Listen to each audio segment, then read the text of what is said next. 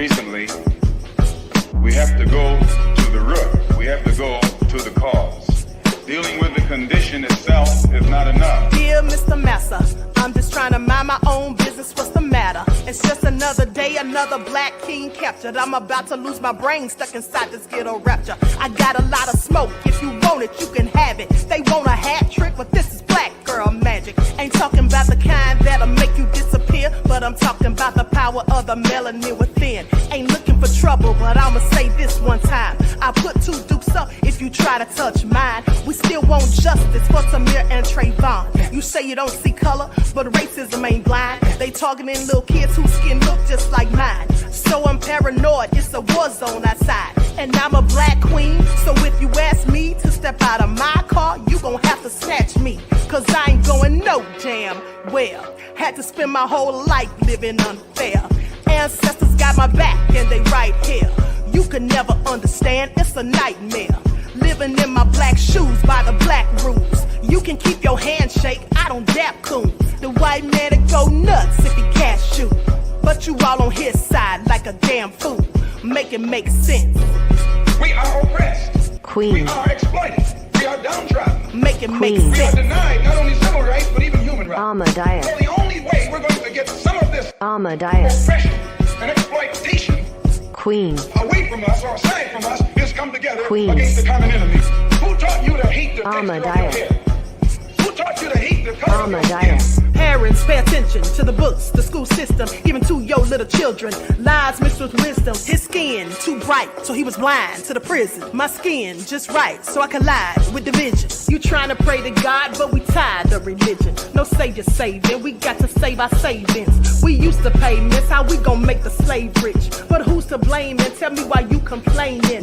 We need a team effort just to rule the nation. Like a bad relationship, missing communication. We missing moderation. They're trying to get a poison to my population. No reparations, I'm getting tired of Satan. We are oppressed. Queen. I'm getting tired of waiting. We are downtrodden. Queen. We are denied not only civil rights but even human rights. Ahmadiyyah. So the only way we're going to get some of this Ahmadiyyah. oppression and exploitation. Queen.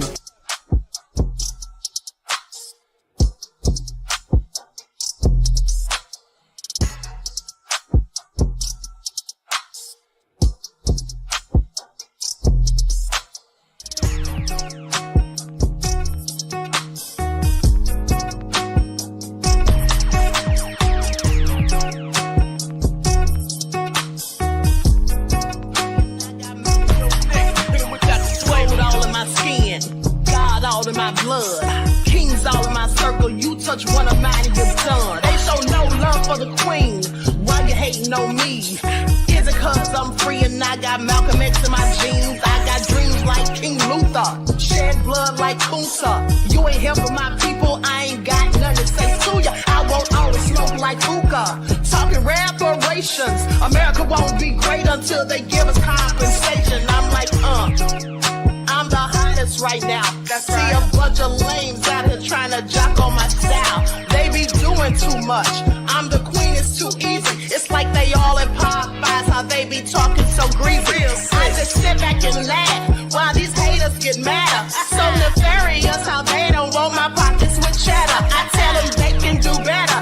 These snakes in the grass can leave a bite on your ass, cause y'all be trusting too fast. I got my foot on the gas, other one on their necks. Dropping receipts on haters, you better show some respect. I'm never facing regrets, we only facing the threat. This is the sound of Eric Malcolm.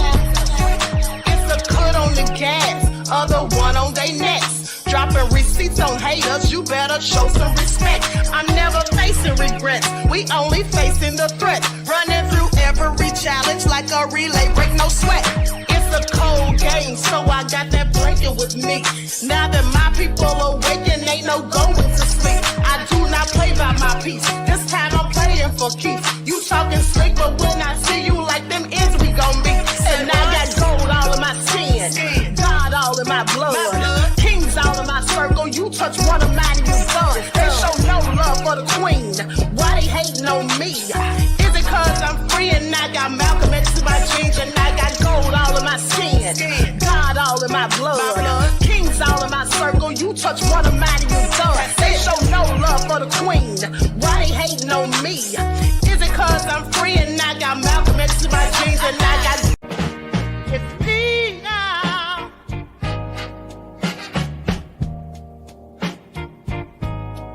You're my truth now. Yeah.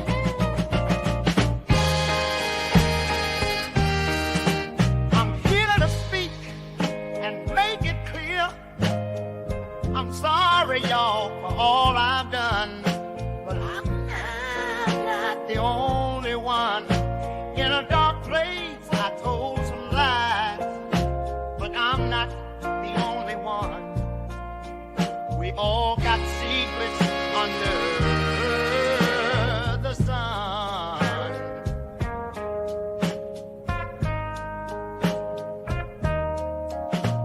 In the shadows, we played the game. Now I'm standing here taking the blame. A lot of y'all was at the freak off too, so don't put it all on me. That's just the truth. I've been up and down this road trying to find my peace. Confessions of a man without a release. Oh, now, hey. In the mirror, I saw the truth hiding in plain view. I'm coming clean now, this burden to undo. We were all there dancing shadows in the night, acting wrong when we knew what was right. But deep inside, there's more you must see. In this room of mirrors, it's not just me. I walk this path with heavy chains, trying to shed those sins, erase the stains. I've seen the highs and the cushion low, fading in the spotlight. That's how it goes.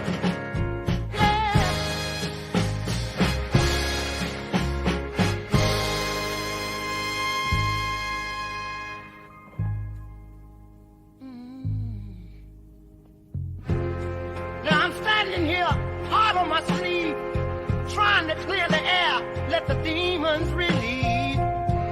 Every wrong turn and every mistake led me to this moment, let my soul quake. Plays a part in the shadows deep, lost in the game. It's promises to keep.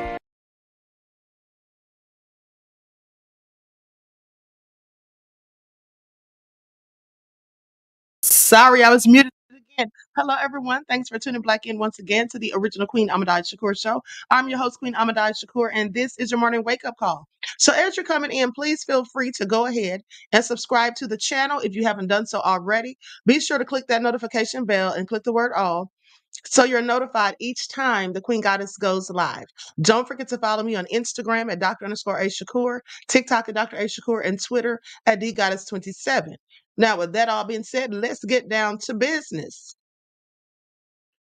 Please feel free to go ahead and get the likes up. It doesn't cost you a single thing, okay? Doesn't cost you a single thing. Now, with that all being said, hold on, give me just a second. I had to make an alteration real quick. Okay, so listen, this is real crazy. Let me give a shout out to everybody in the chat. Lulu, Jeff ATL, Vina, Junior Thorpe is here, Nessie X, We the People, Claudette, Stacy. All right, Courtney J, Desmond. Shout out to my moderators putting in work. That Crazy Beach Aries, G from the land. All right, Buckhorse DC, Priscilla, Hot Coco, Deronda. Okay, so Vince I am all the way from the UK. Also, okay, so let's get this party started, because there's a lot of nefarious news this morning, you guys. And I just want y'all to pay attention because you heard it here first, okay? Hey, Samantha. Okay, so you heard it here first. These allegations about Chris Brown and Sage the Gemini. Now, these two women have come forward. They made videos and all of this. It's not any lawsuits. They're not suing, but they just wanted to come forward and tell their stories. One of them says, Hannah, says that she was inspired by Cassie. And she said all of these predators in the industry need to be brought down. Okay, so I'm going to share their videos because after Hannah came out, then the other young lady came out.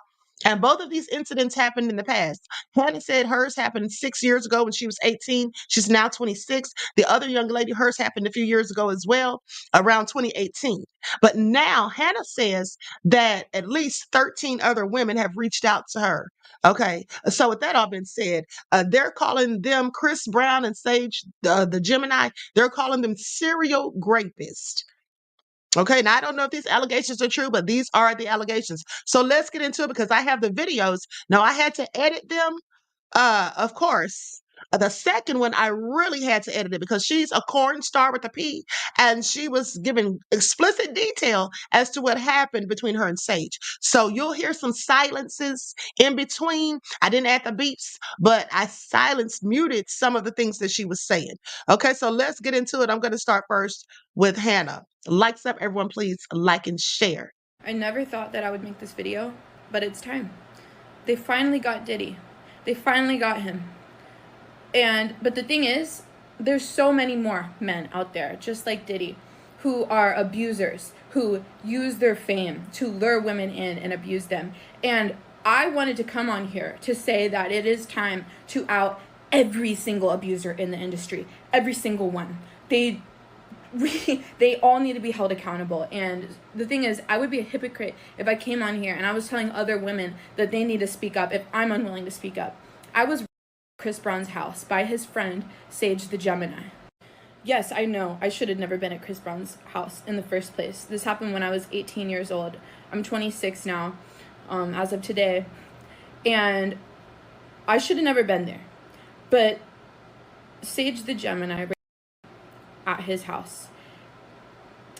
Chris Brown, friend, when she was underage. She was under the influence and she was 16 years old. These were on 2 different occasions. But the thing is, all these men, all these abusers, they hang out together. Chris Brown and Sage the Gemini are... Why have I been afraid to come out all this time? You want to know? It's because right after Sage to me, he had me sign a paper saying that everything that happened was consensual. And he was my Uber drive. He got me the Uber to Chris Brown's house. And I didn't have any money. And I needed him to get me the ride back. And like I didn't know if he was gonna, I didn't know what was gonna happen if I, in that moment, I was in shock. I couldn't believe that I don't really know how to talk about this. I just wanted to come on here and let you guys know that Chris Brown and Sage the Gemini are, and I think that we all of us, girls, guys, everybody who has been used by powerful people in the entertainment industry, fuck it. I don't care if I signed an NDA. I don't care if I signed this paper that said that it was consensual when it wasn't, and you fucking know that. I wonder how many fucking girls that you had signed something just like that is fucking diabolical. The fact that you had that paper brought out right after is so fucking sickening, and it tells me that you've done this before, that something else has happened, and there's no taking back. I already posted on Twitter, so I just feel like I have to make a video now too, and it's time for everybody, and now I can tell other people that they should speak out too. I'm not gonna say who the girl was, because that's her decision if she wants to come out and say what happened between her and Chris Brown, but she was 16 at the time. She was under the influence. I don't care anymore. I don't care, because I know the truth, and the truth is more important than anything, and I'm so fucking happy. It's time. It's time for all of you, for everybody to know who you all are. People are not going to be afraid anymore.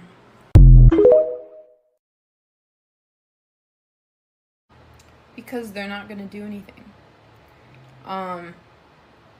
Other people who have been assaulted by him they have gone to the police, they've even sued him, and he's still walking free. When you go to the police about somebody assaulted you, you have to relive your trauma over and over and over and over and over and over and over and over and over again by telling your story to these detectives who literally just don't give a shit. You can have all the proof in the world, and a lot of times just nothing happens. And I think a big reason is probably because cops suck and they're fucking evil pieces of shit too, and abusers protect abusers. So yeah, our criminal justice system is completely broken. I have absolutely no faith in it. It failed me when I was actually in high school. I was actually assaulted when I was underage.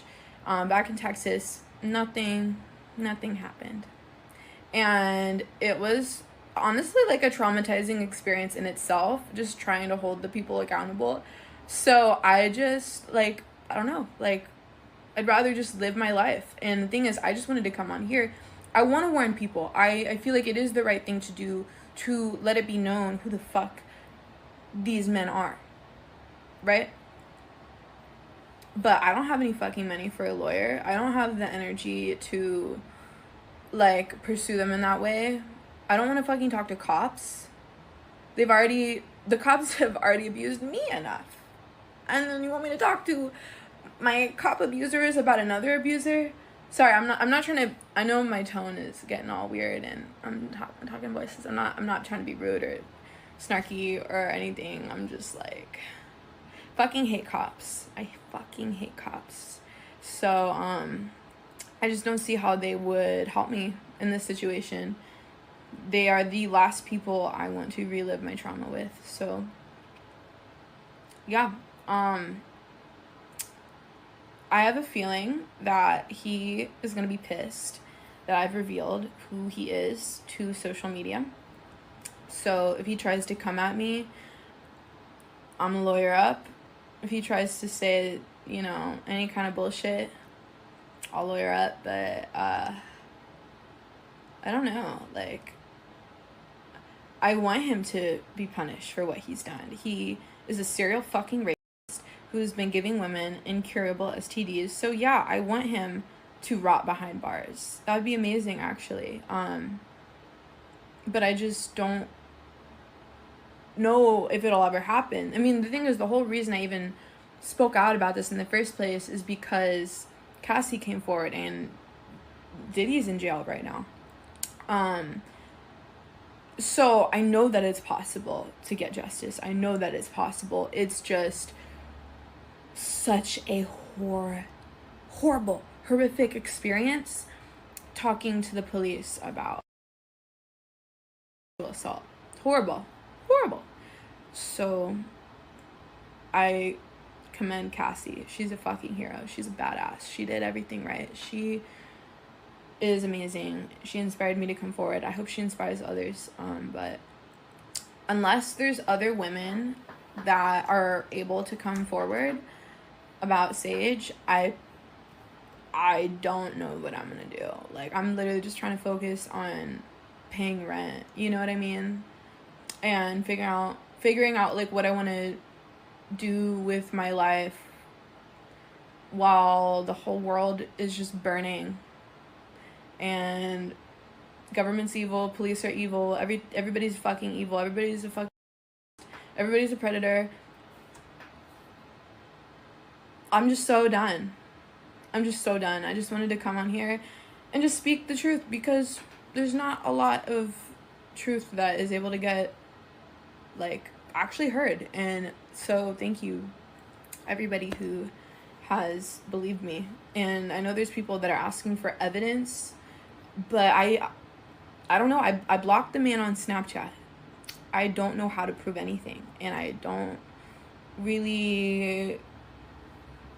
know. Like, you can believe me if you want, and if you don't want to believe me, you don't have to. But I fucking hate the police, so fuck the police, and fuck Sage the Gemini, and fuck Chris Brown, and fuck Diddy.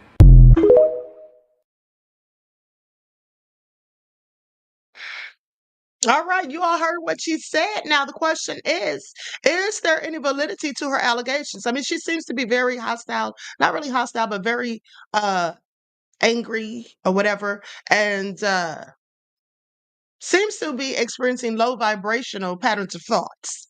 Now, that's just my assertion. And perhaps that's because of what she's gone through. I don't know. But at the end of the day, talking about the police like that's not going to get you any favors from them. Okay. Vincent M said only saying that if she's an actual victim, not a clout chaser. Yeah, I don't know. I don't think she's chasing clout, but nonetheless, as I told you, there's another young woman who came out accusing Sage the Gemini. And then the young lady whom you just saw, Hannah, she says 13 other women have reached out to her since she did the video. So let's get into this next one. And this one is a doozy. Now, as I told you, had to heavily edit it because of some of the things she was saying were very graphic. Hi, I'm Baby Gemini. Honestly, I'm only doing this because of the responses that my tweet are getting about Sage the Gemini. I'm not afraid to say it. I'm not afraid to say it to him. I'm not afraid to say it to any of y'all. Let's be clear about that. He anally me, and I did not consent to that. Let's start there. Yes, I'm a sex worker. Ooh, yes, I'm a porn star. Back then, I was not a porn star. Back then, I was a solo content creator on Twitter with a much smaller following than I have right now, which he knew. He preys on small sex workers and girls that he thinks that no one will believe or defend. Now, first of all, this is like a 6-something-year-old story. I want to say this was back in 2018. The reason I don't remember is because I have a terrible memory and my ADHD is bad. You guys are like, I remember the assault very, very vividly and clearly. I do not remember the exact date or time this happened. I want to say it's around 2018. I called my mom today to confirm because, you know, I tell my mother everything. And she also confirmed it was around that time. I'm not saying I don't remember the assault. Let's be fucking clear. Everyone here is a psychologist and thinks they understand how trauma works and how people are supposed to respond to trauma. If it was me, shut the fuck up.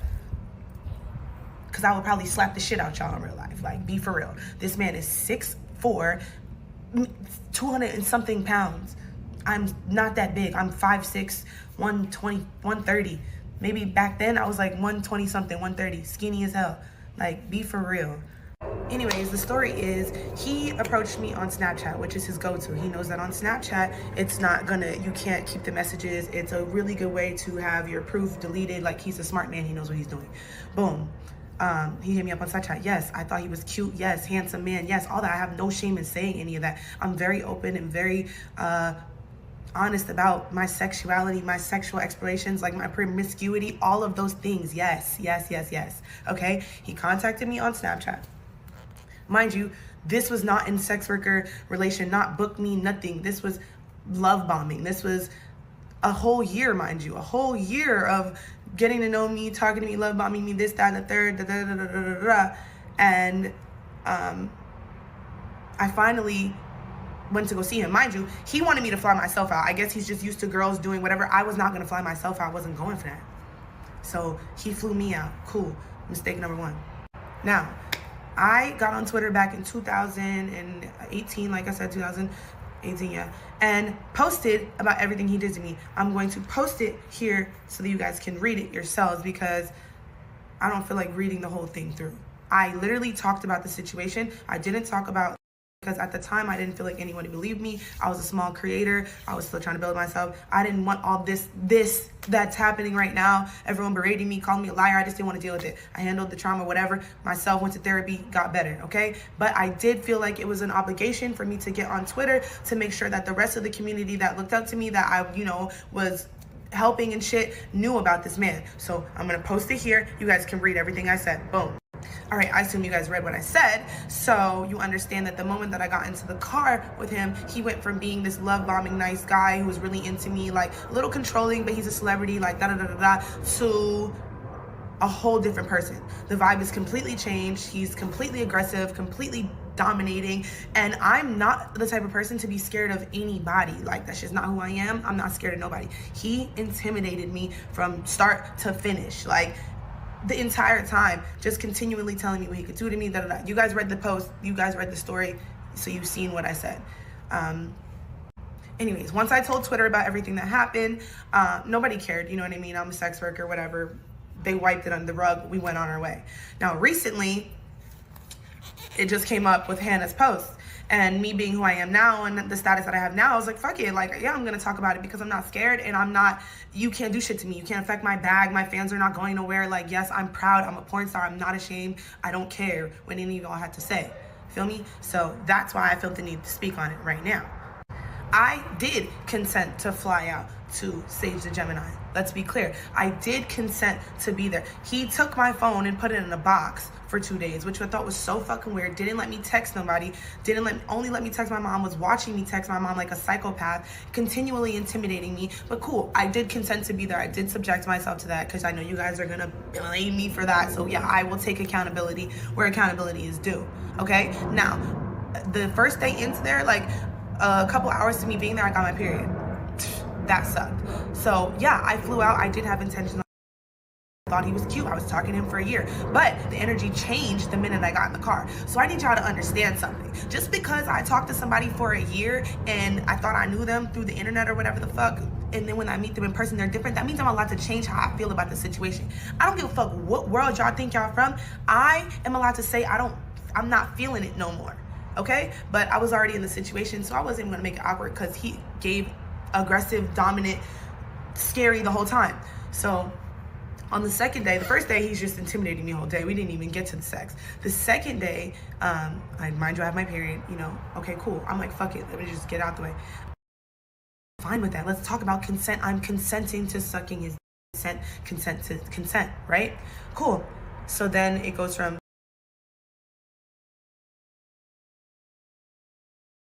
sex with me. All very quick. He's strong. He moved me. I'm like, wait. He goes to like,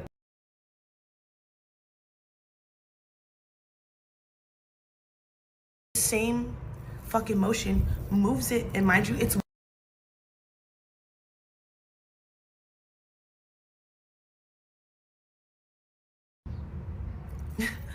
and it's not little, let's be clear, and it did hurt. And I was like, ow, wait, whoa, wait, stop, wait, no. Did not stop, did not wait, did not even care, like almost didn't even acknowledge me. And he's strong, okay? Strong as fuck, big as fuck, I'm little. So now, and what am I gonna do? I tell him stop, wait. I'm like, wait, stop, no.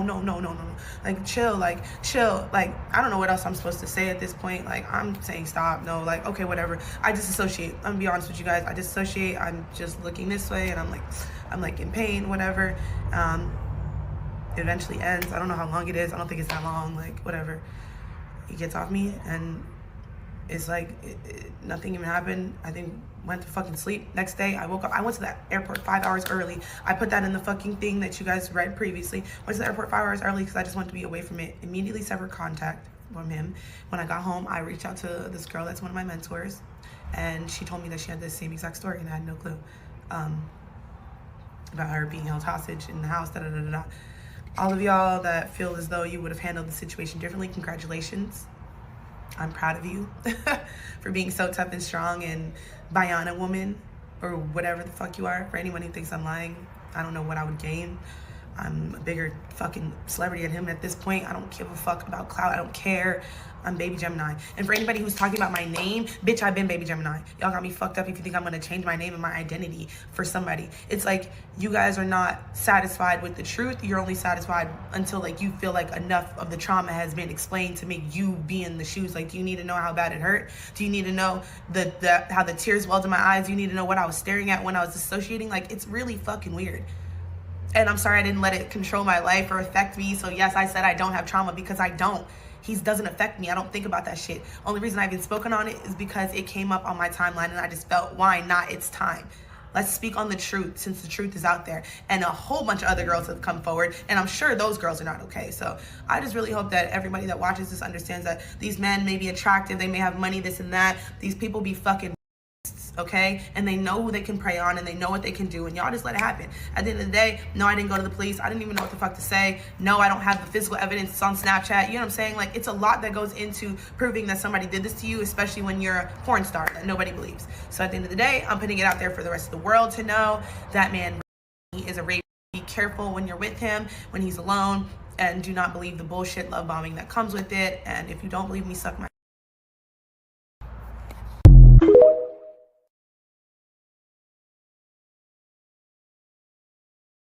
Okay, so clearly she's ticked off because people have been going in on her online saying that she's a lie. And in my opinion, people are calling her a lie because she willfully flew out there and because at the end of the day, she's a corn star with a P.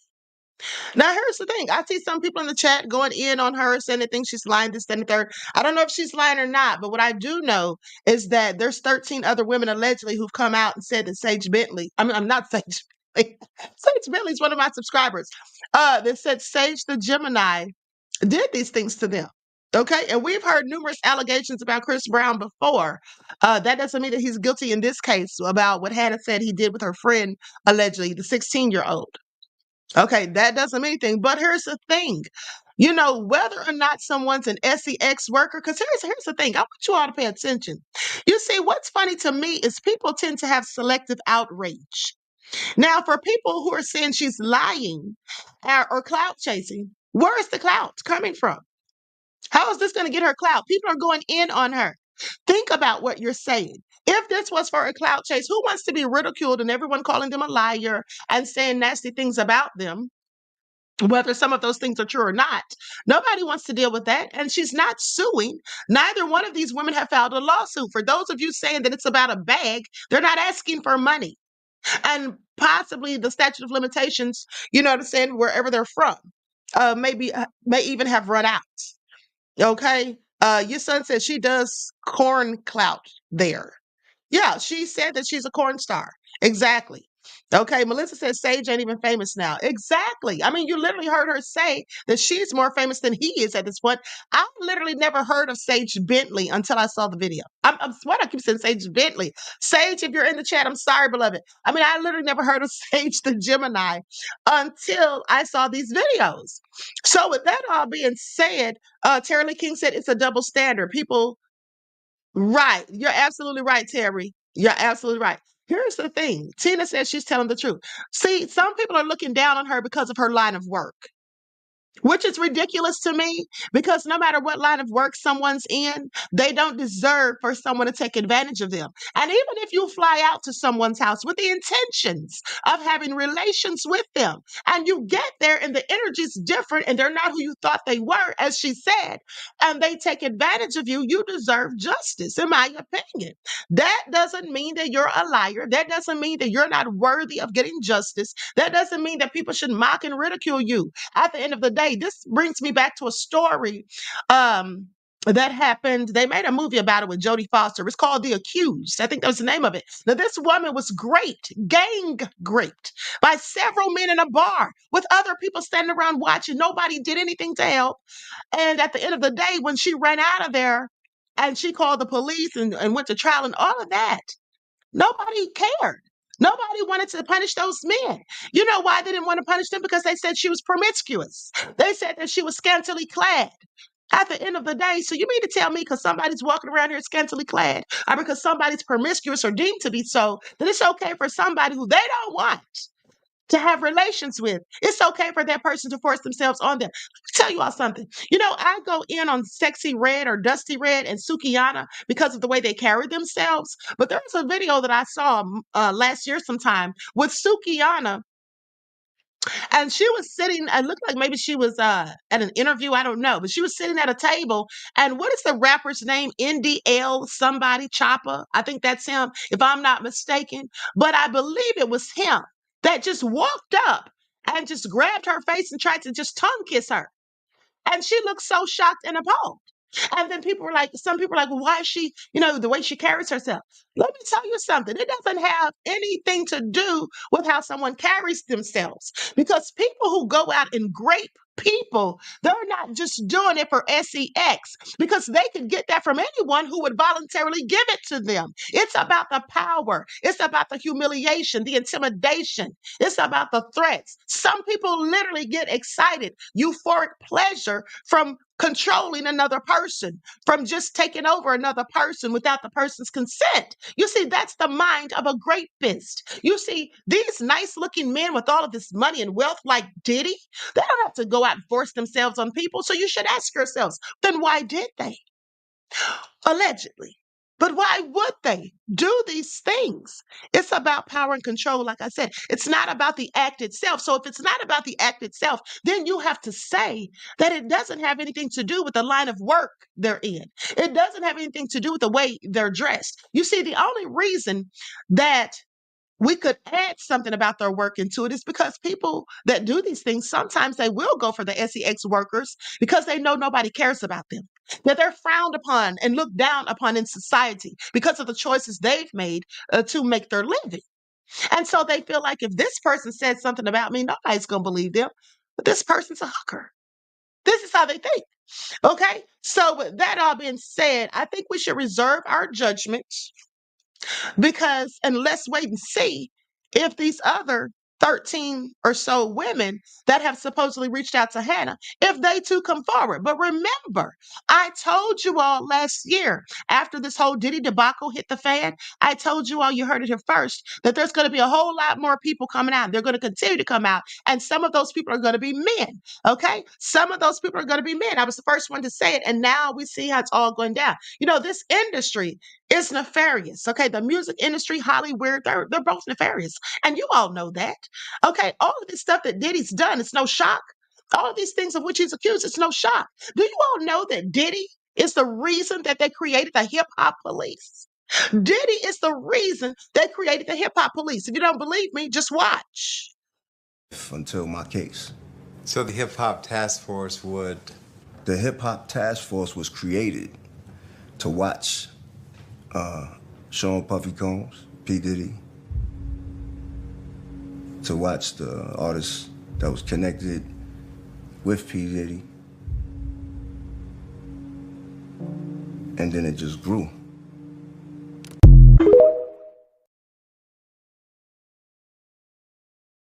So if the hip hop task force was created for Diddy and the artists who were surrounding him, like Jay-Z and others, at the end of the day, that means they've had their eye on Diddy for a long time. And we already know that because let's not forget they were asking about him and Young Boys in 2011.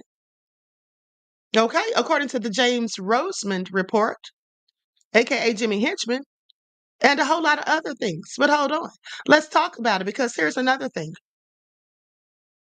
Now, they say Diddy got away with all of this stuff for decades. He remained untouchable.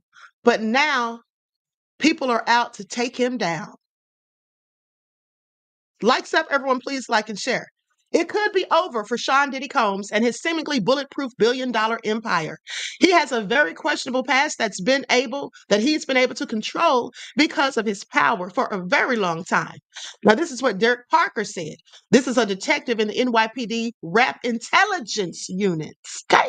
They have a whole Rap Intelligence Unit. They have a hip-hop task force. They have the hip-hop police. How do you all think or feel now that we know that Diddy is allegedly the reason all of this even started? Okay, the reason it all started. But it looks to me like someone is behind this, someone who really wants to destroy his brand and take him down. Now, I'm going to tell you guys something.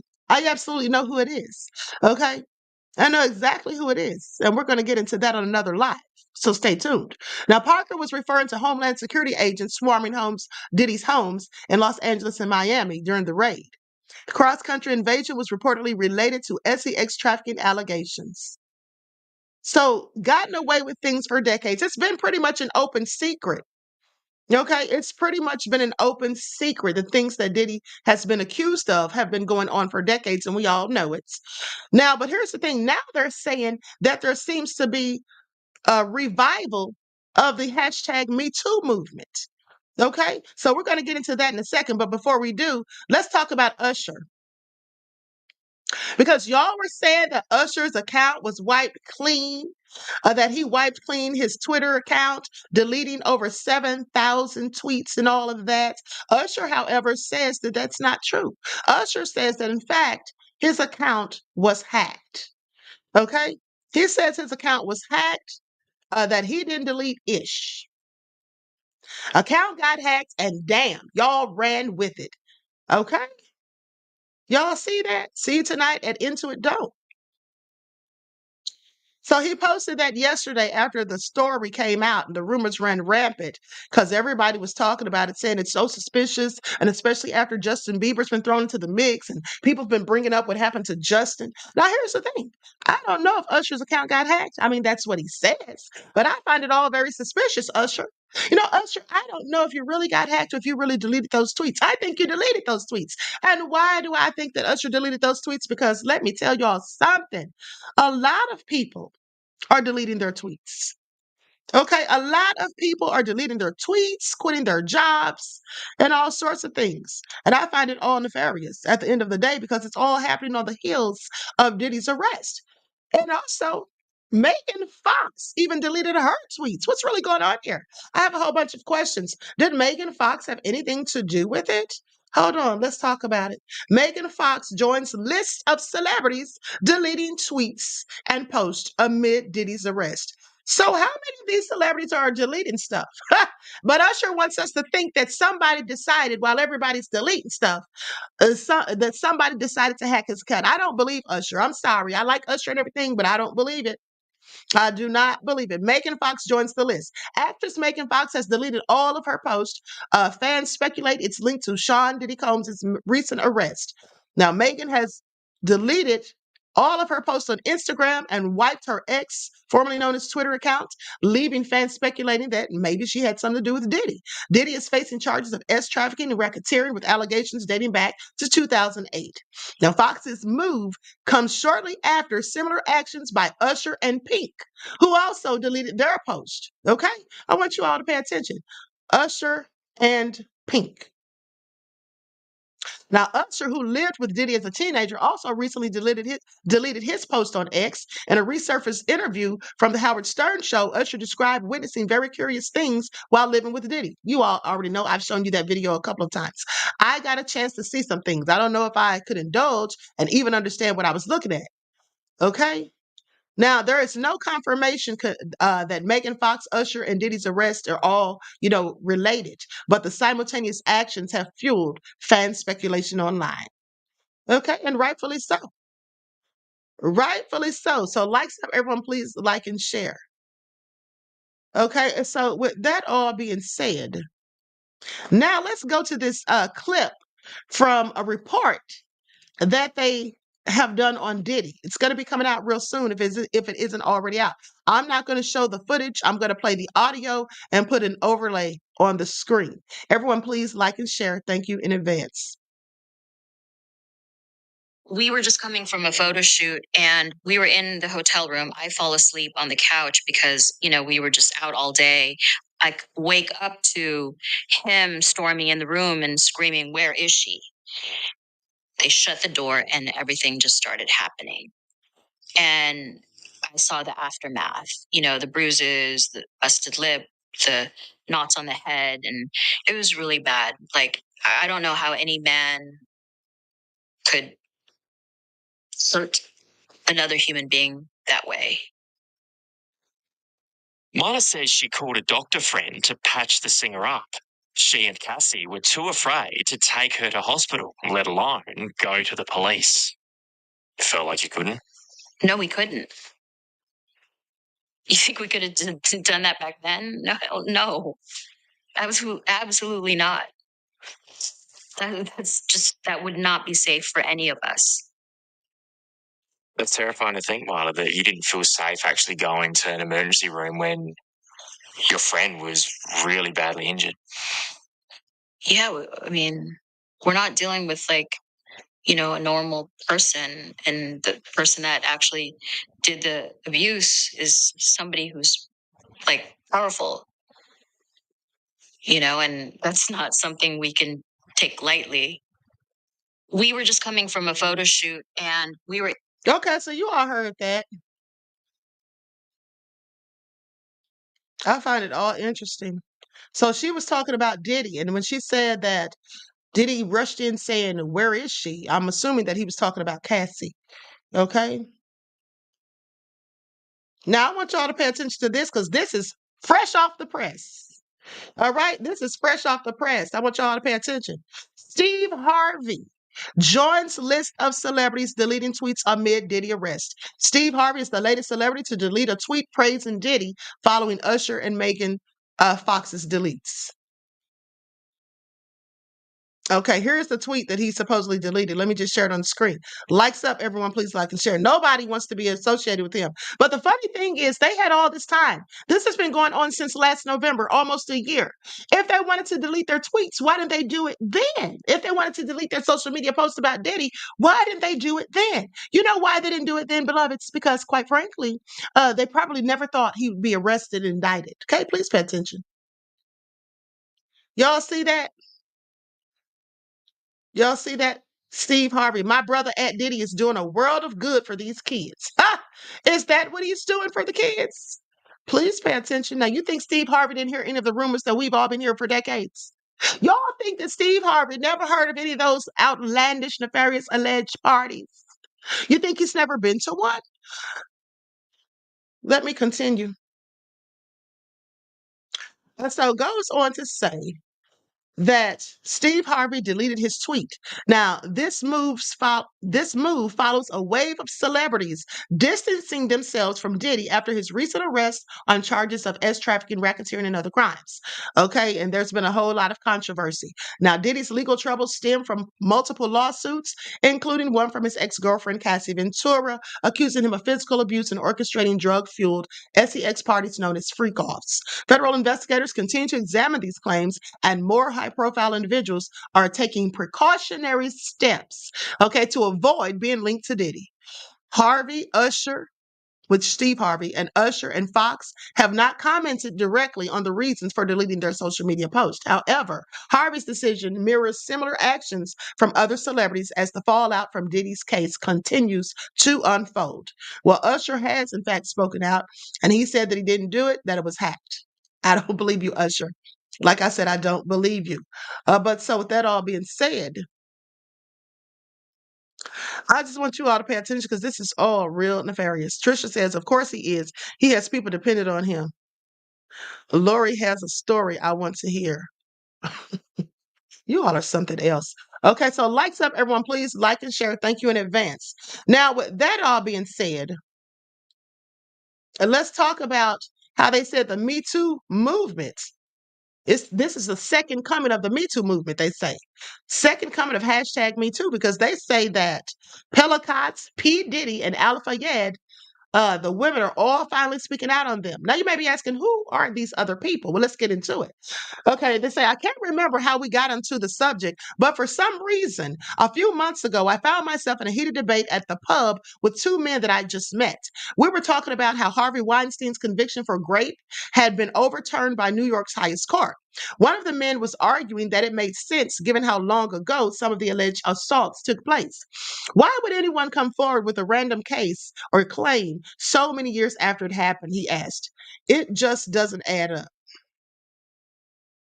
Actually, it does add up. According to the charity Great Crisis, around 5 out of 6 women who are raped do not report it at all, let alone years after it happens. There are a myriad of reasons for this, and I was reminded of all of them this week when a new stream of allegations dating back decades emerged against yet another powerful man. So I'm going to share my screen so you all can see this report. Okay, likes up, everyone, please like and share. Thank you in advance.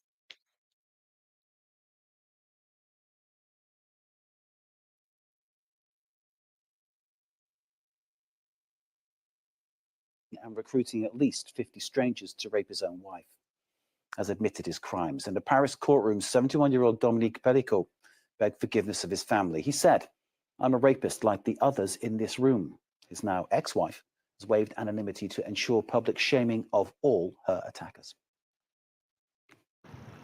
Flanked by her lawyers, Giselle Pellicot arrives at court. The 72-year-old attending trial as her husband takes the stand following delays due to issues with his health. On Tuesday, Dominique Pellicot admitted to the charges against him in their entirety, adding he was a rapist like all the others in the room. He asked his wife, children, and grandchildren to accept his apologies. The 71-year-old said he regretted what he did, asked for forgiveness while acknowledging his actions were unforgivable. Dominique Pellicot is standing trial alongside 50 other men between the ages of 26 and 73. He's accused of orchestrating the rape of his wife by strangers after drugging her over the span of 9 years. Some of the defendants said they believe Gisèle Pellicot was pretending to be asleep and had in fact consented to sex, although that assertion is likely disputed after Tuesday's testimony. Dominique Pellicot's lawyer, meanwhile, says more details about her client will emerge. He was raped at the Chateauroux Hospital when he was 9 years old. He was present at a gang rape where others wanted him to participate when he was 14 years old. And he witnessed some scenes of sexual violence between his parents that he shouldn't have seen because a 14-year-old kid mustn't see that kind of thing. Mm-mm. Okay. Now I want you all to pay attention. Now this, how many people did they say were in the court that were accused of the same thing? Like 20? This is all crazy. And if you listen to the allegations levied against them, or him specifically, Pellicot, it sounds so much like what they say Diddy did. Saying that he had other people doing this to his own wife and that she was given drugs and so she was passed out. Isn't this what Diddy was doing to Cassie allegedly? This is all some sick stuff. Now, so it goes on to say, since the allegations first emerged on Thursday, more have come to light as it is unfortunately all too typical of these sort of things. And despite what the stranger in the pub seemed to think, I suspect that they will only keep coming. More allegations, that is. Because as we know all too well from what happened after those initial allegations against Weinstein, when they first emerged in 2017, once the floodgates have opened, it's an invitation for other survivors, a signal that it's safe for you to now speak out and say, me too. It seems, however, that we've learned very little from that reckoning, which brings me back to the reasons why the survivors might not come forward until years later, if at all. It's fear of retribution. That's the biggest one, particularly if, like Fayed, the alleged perpetrator is in a position of direct professional power over you. Then there's the shame, blaming yourself for your actions or your rapist in the way that all survivors, particularly women, have been conditioned to think. I drank too much. I shouldn't have said that. I was asking for it, and so on. Like the girl Hannah said that, yeah, I know, I shouldn't have been there. That's what she said. Finally, there's the fear of not being believed and the overwhelming responsibility of dealing with a seismic physical and psychological trauma that society will tell you isn't even real. Reporting this incident is also far from easy. By the way, as I've written about before in these pages, nearly 70% of the victims drop out of investigations halfway through, midway. Now, with this latest this latest spate of allegations on top of Diddy's impending SEX trafficking case, the star has been accused of kidnapping, drugging, and coercing women into sexual activities. The mass rapes committed by Dominique Pellicot and his many other alleged rapist friends, and every allegation of sexual violence leveled against Andrew Tate, it's hard not to despair and ask if the hashtag #MeToo movement ever even happened at all. Now, of course it did. And I suspect none of this would have come to light had it not been for hashtag me too, even if it might feel like things are not or regressing. But the thing that inches me away is that I know there are so many more stories like this that we still don't even know about. That there are still so many rapists who are walking freely among us. And not just because fewer than 3 to 100 rapes recorded by police between April of 2023 and March of 2024 resulted in someone being charged in that same year. It's because survivors will never come forward unless they feel that it's safe to do so. And the sad truth is that it almost never is. The Independent is the world's, oh, I'm sorry, that's something else. So, with that all being said, it's really sad that you have people that are so sick. Who wants to see someone doing this to your own wife? And then he tried to make an asinine excuse and say, oh, I thought she was asleep. Or I thought she was pretending to be asleep. So that's your excuse. You thought she was pretending to be asleep and you just sat there and watched it all go down? This is all real crazy. Okay? This is all real crazy. So anyway, with that all being said, likes up, everyone, please like and share. Let's have a word from my sponsor before we continue. All right, here we go.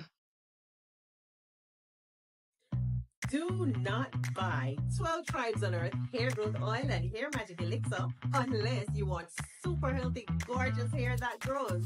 They have a whole line of amazing hair growth products, including hair growth leave-in conditioner spray, hair growth shampoo, hair growth spray, and hair growth butter. I'm starting to sense a theme here.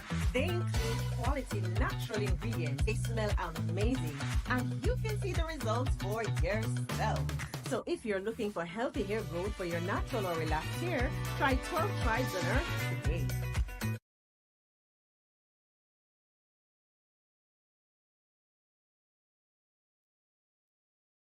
All right, so there you all have it. Now, you can purchase your 12 Tribes at Etsy.com. Just look for Lisa Crafts, and also at Walmart.com.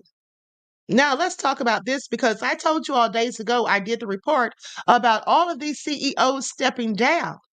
Do you all know there's even more people that are still stepping down? What is going on here? Now, when you start seeing all of these people stepping down, people deleting posts on social media, all of these different celebrities, I'm sorry, but doesn't that reek that they were involved in something nefarious, perhaps? Why would you be deleting things? You see, here's how I would look at it. First of all, if I ever had been a friend to Diddy and didn't know the things that he was doing, well, there would be nothing for me to feel bad about. I might still delete the posts, logically thinking, because I don't want to seem as if I'm showing support for this person who's clearly a whole predator, allegedly. But nonetheless, stepping down from my job, you would not step down from your whole career that you've been at for decades and years unless you think that something's about to hit the fan. Now, that's just my opinion. Okay? There's even more people, even a guy from Warner Music Japan. So you mean to tell me people all across the globe are stepping down at the very time that Diddy has been arrested? So let's get into it. Because I already reported this the other day, but Godfrey, the comedian, posted a video about it with some different names than I gave. So let's get into it. Hold on, I'm going to share my screen. Going to share my screen. Likes up, everyone. Please like and share. Thank you in advance. This is all real crazy and definitely real scary. Okay, definitely real scary. It just goes to show the amount of power that Diddy supposedly had. Well. A lot of stuff going down ever since P. Diddy went to jail. Speaking of slippery slopes, a lot of people are leaving their jobs. I have a list of people that are like stepping down. That's the word they use, it, stepping down, instead of getting the fuck out of here. Nike CEO John Donahue has stepped down. That's why Nike has the best slogan, just do it. He's like, I'm just going to do it. I'm out of here. We have CEO of Nashville, Sony Music, Randy Goodman. He's stepping down. He's like, it's Nashville, on the road again. I can't wait to get on the road again and drive fast as fuck all the way down the road. Okay. CEO of Warner Music Japan, Kaz Kobayashi. He's stepping down. He's like, it is time for me to step down. Sayonara. We have CEO of 300 Entertainment, Kevin Liles. Yeah, he's stepping down. He said it's time to pass the torch. I go, yeah, that torch fell and you burned shit up. That's what happened. And, it's very odd that Kevin Liles kind of looks like Russell Simmons. No, just look at them. They kind of have the same shaped head and smile. I know one thing, that Russell Simmons yoga class is about to be packed. I can just see it now. Good morning. How you doing? It's I have a very packed yoga class now. Everybody's loving yoga all of a sudden. Good morning. Thank you for joining the yoga class. Namaste. Now must go. As soon as Diddy got arrested, these CEOs are acting like Shaggy and Scooby. Zoinks! Like, wow, Scoob, Diddy's been arrested. Huh? Diddy's been arrested? I knew I was underwater. I just didn't realize I was this underwater. If you're stressed.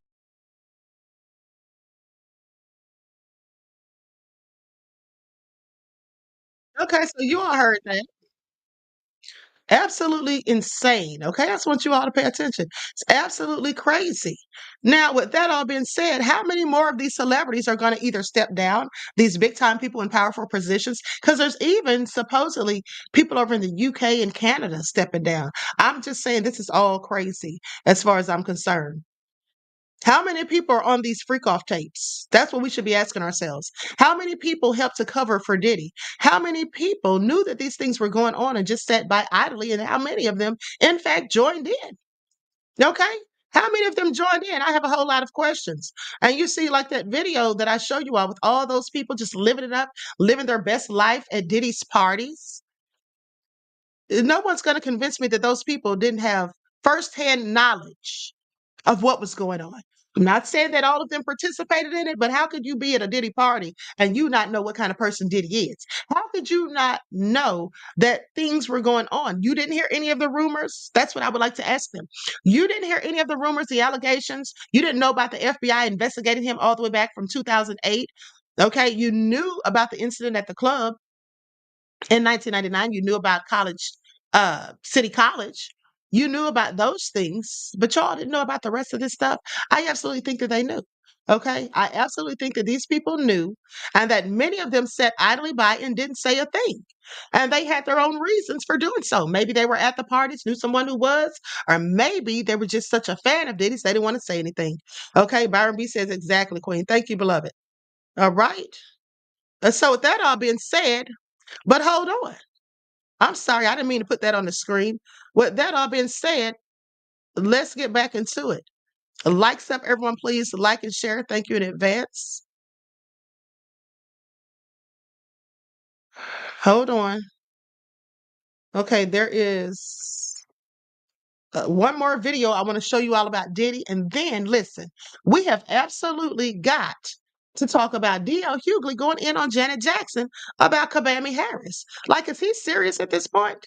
I mean, I find it also nefarious that he's really going in on a whole icon about Kamala Harris and then saying all these mean things about Janet Jackson. And he's not the only one, but I want you all to pay attention because we're going to get into it. But first, I want you all to look at this old video of Diddy when they asked him about his parties and who's the main person that he wants to be there. Yeah, but who's the person that's number one on that invitation list? Leonardo DiCaprio. And I can get on that list, Yes, right? without a doubt, you are invited. That is so generous of you. Cheers to that. See you at the white party. I feel like Yeah, but who's the person that's number one on that invitation? Leonardo DiCaprio. Leonardo DiCaprio. Now, you all remember on that video that I showed, it's me now, Diddy's Blues. I wasn't the only one at the freak offs, right? Y'all know that Leonardo DiCaprio is one of the people that I show in that video. And like I told you all, I initially made that video so you all would see just how many people were allegedly hanging out with Diddy, who now want to distance themselves and act like they don't even know who he is. Okay. Now, I'm just wondering when Leonardo DiCaprio is going to start deleting his posts or if he will at all. Okay. So, with that all being said, likes up. Yes, son says Leo was at the Playboy Mansion. Probably was. Nita's and Mike's World said, did y'all see Clive Davis was acting like he didn't know Diddy? Please tell me you're lying, Nita's and Mike's World. He was acting like he didn't know him. I haven't seen that, beloved, but I've got to find it. I have absolutely got to check that out. I'm going to look for it today. Okay. But so now let's talk about Janet Jackson. Hold on. Let's talk about it because people have been going in on her. Now, here's an article that just came out a few minutes ago, actually. Janet Jackson says Kamala Harris is not black, apologizes or not. Fire spokesperson. See, here's the thing. I reported to you all yesterday that Janet said that Kamala isn't black. But then they came out and said that Janet and her team issued an apology. Well, Janet said, no, I didn't. Who told y'all that? Okay. Janet said El Marsari does not represent her because apparently El Marsari is the one who issued the apology on Janet's behalf. And so Janet says that El Marsari does not represent her and the apology statement has no connection with El Marsari. El Marsari told the Daily Beast that he was fired due to disagreements over this particular issue. Okay. Says that he was fired over this particular issue. Said that hold on, I'm sorry, pop-ups. Said that he was flooded with phone calls after Jackson denied the apology statement, but he maintained all support for Kamala Harris. Yeah, he doesn't want any smoke. Then goes on to say that a lot happened over Kamala Harris's ethnicity, has happened over her ethnicity since Janet Jackson said that she's not black. After this statement, an apology came from one of her spokespersons, but then the pop star claimed that she has no connection with that apology. And the spokesperson who drafted the apology said that he was fired by Janet and her brother over a disagreement on the issue of Kamala Harris's racial identity. Well, I would have fired them too. That's what you're supposed to do. I would have fired you too. If I said something and I'm standing on business, I'm standing on how I feel, and you go and issue an apology for me when I didn't ask you to, just because you may like Kabami or you thought maybe it wasn't a good look. Hey, if I didn't instruct you to do it, yeah, I would have fired you too. Now, so the fact is, Janet Jackson said Kamala Harris is not black and did not apologize for it. She said her father's white. So how's she black? Okay. Janet told The Guardian that she heard Kamala Harris was Indian and her father was white.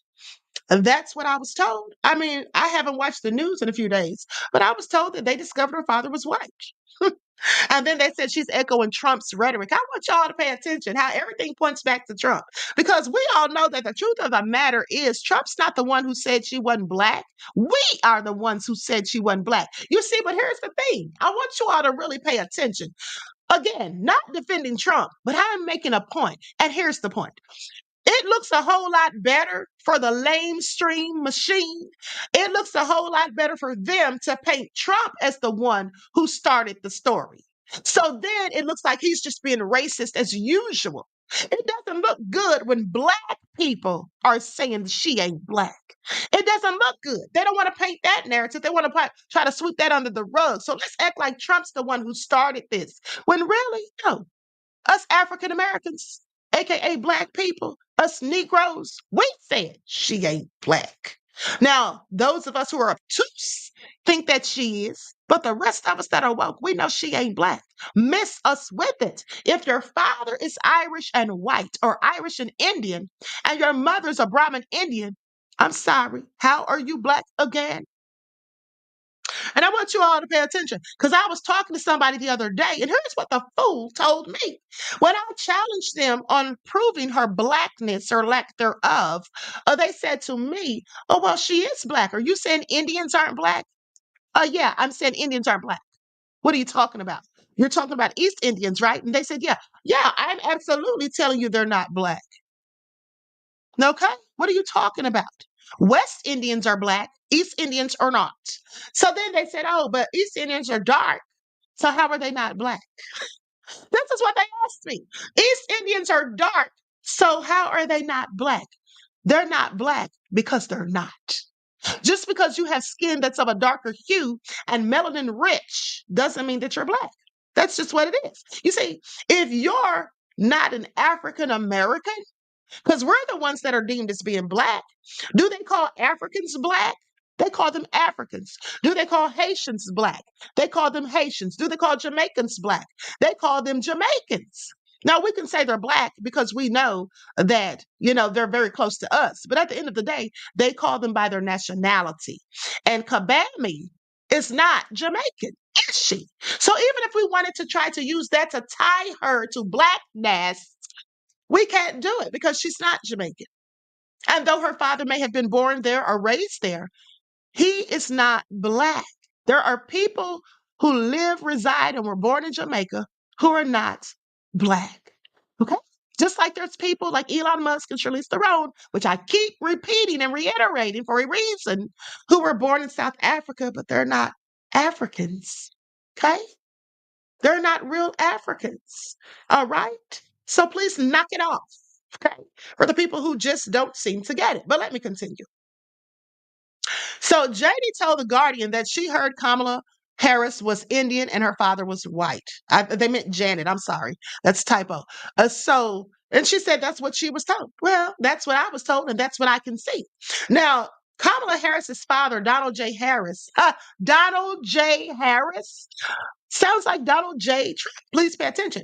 Is from Jamaica, and her mother, Shamala Gopalan, was from India. She claimed to be both Black and Indian in her mixed race identity, speaking at the National Association of Black Journalists Convention in Chicago.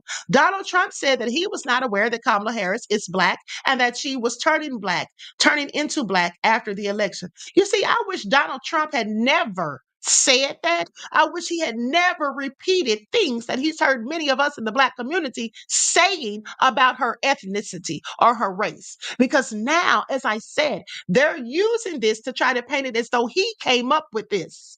But at the end of the day, because they don't want it to look like the Black people are going in on her, they don't want it to reflect that we collectively, most of us anyway, the smart ones amongst us, we're saying that she's not Black. She's not one of us. That's what we're saying. Okay? This is all so nefarious. OG Patrice says that's why we Blacks should stop saying we're a person of color. Exactly. I never say that. I hate when they say it, a person of color. First of all, I don't like it for reasons such as they used to call us colored. They used to call our ancestors colored. So person of color sounds like that. And then when you're talking about person of color, we know that you're really talking about Latinos, Asians and other people that are not African Americans. So don't try to lump us into that. But the reason they do is because they don't want to specifically call us who we are. Okay? At the end of the day. So with that all being said, they go on to say that Donald Trump started this and said that she was turning Black and he didn't know she was Black. And after Jackson repeated that MAGA veteran, after Janet Jackson repeated what MAGA veterans have been claiming for so long, an apology statement came from her representative, Mo El Masri. She recognizes that her statements regarding Vice President Kamala Harris's racial identity were based on misinformation. This is what he wrote for Janet. The nerve. And let me tell you something.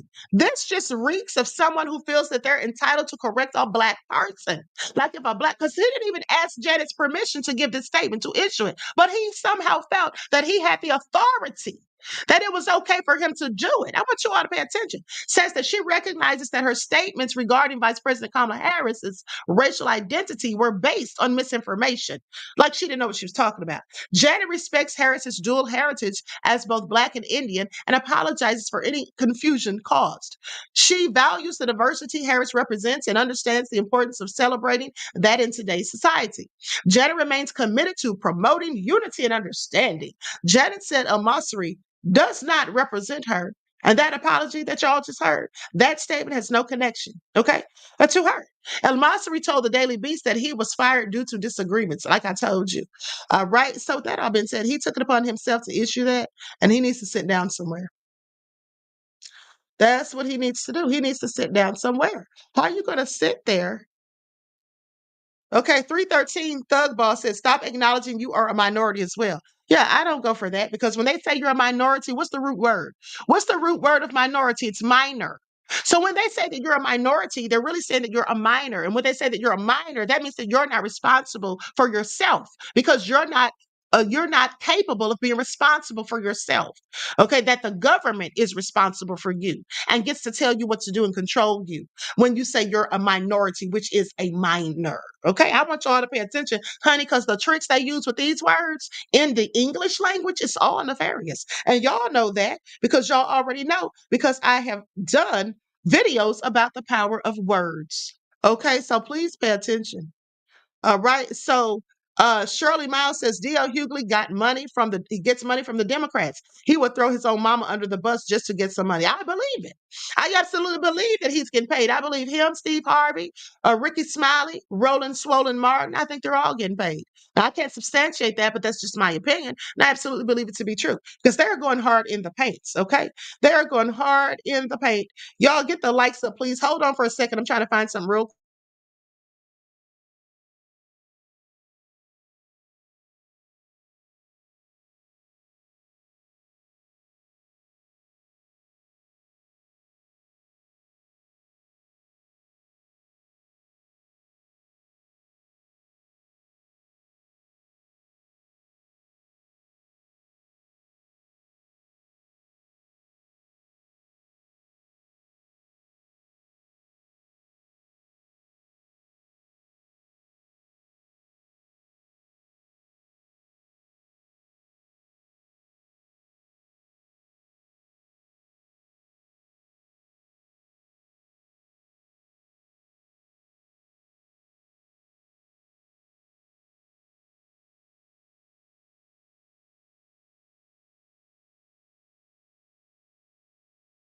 So with that all being said, I was trying to see if there was any more updates, but you all remember.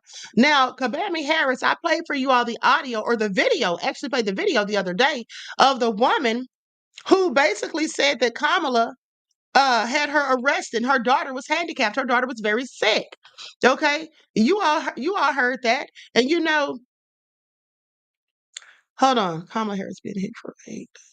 Hold on, here's some more information about Kabami. So let's get into it. You know, it's nothing I love better than somebody going in on Kabami with facts. Hold on, let's get into it. Kamala Harris hits for being vague, dodging questions.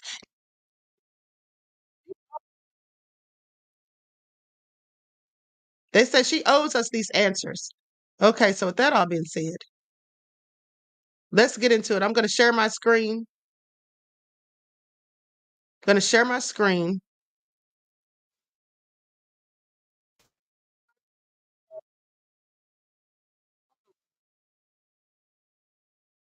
Hold on. Also, there's information on the shooter that tried to take out Donald J.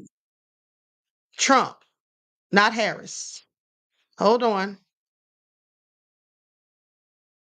Likes up, everyone, please. Like and share. Thank you in advance. I'm sending this to my email so I can share this with you guys.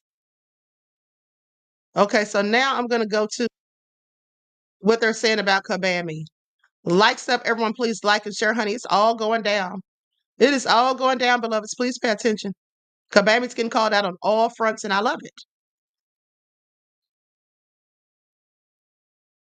Pressed Vice President Kamala Harris on policy. Journalists today at the NABJ pressed Vice President Kamala Harris on policies from guns to the war in Gaza, but many of her answers lacked specifics, and some Democrats, like Hillary Clinton, told Kara Swisher that that's perfectly fine. I'm not sure I agreed with her when she said it, but it was interesting for her to say it because it was, I think she was talking strategically, politically, is that she doesn't have to say too much. I think probably most people agree they should say more because, as Audie Cornish of this network said, a lot of people are Kamala curious. And if you look at the statistics, I think Kirsten talked about them last night, Kristen did, that people want to know more from Kamala Harris. This is at the heart of what voters want to know about her. She should have something that is really quick and understandable. And that wasn't really it. She has to do three things. I agree. Actually, there's one other thing. Answer the question. She got the same question at the debate. And you know what else? When I went back and watched the debate again, every single policy question she got at the debate, she totally ignored and never answered it. Well, why is it that she believes she does not have to answer to journalists who are asking pretty basic questions of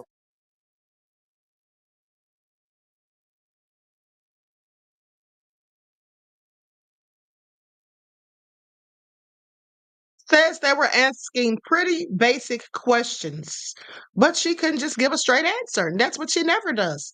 I want you all to pay attention because she just can't help herself, it seems. Okay? She just can't seem to help herself. Now, here's what they say. Vice President Kamala Harris has been criticized for avoiding specifics and dodging the questions. Well, we know that she does that because she gives us the word salad with no dressing. Okay? And so goes on to say that she's done this in the wake of multiple interviews that she's done this week as media pundits demand that she actually give us some answers. Okay? And they go on to go in on her about how she couldn't answer or wouldn't answer a single question, and people could see that. They said she's an artless dodger. Okay? And let me just tell you all something. You see, here's what Kabami does. Now, you know, here's what Kabami does. She's very good at giving the word salad, and the reason she does so is because she does it for such a lengthy amount of time, and it doesn't take a whole lot of time, mind you, but she does it for like 2 or 3 minutes. And so with that all being said, what she's doing is she's getting the interviewer caught up with what she's saying, so focused on what she's saying that sometimes they likely forget the question that they asked in the first place because it doesn't have any damn thing to do with what she's now saying. Kamala Harris, could you please tell us how you're going to fix the economy? You know, when I was a little girl growing up in India, before my mom moved to Canada, of course, when I was about 8. But, my dad's Jamaican and my mom, she worked hard, and that's what it's about. It's about working hard, people. We've got to work hard together, America. This is what we've got to do. We've got to pull in the reins. We've got to all be leaders because we need strong leaders. I've always been a leader. I was a leader when I was the Attorney General of California. I was a leader when I was a prosecutor. I've always been a leader, and we need to lead. This is what we need to do. America needs to grab it all by the reins, and we need to do what we did. You see, my grandmother used to, in fact, wake up at 5 a.m. in the morning with a bullhorn, and she'd walk through the entire village. She walked through the entire village telling everybody about reproductive health and how they need to be prepared to have abortions. Shut the F up. That's all I'm saying. It's all I'm saying. I have had enough. But let me continue. So anyway, the Wall Street Journal's Peggy Noonan wrote, suggesting that voters now have a chance between awful and empty. No lies detected. Now, Harris spoke to journalists this week during an interview with the National Association of Black Journalists and sat down with Oprah Winfrey, who endorsed her for president at the DNC.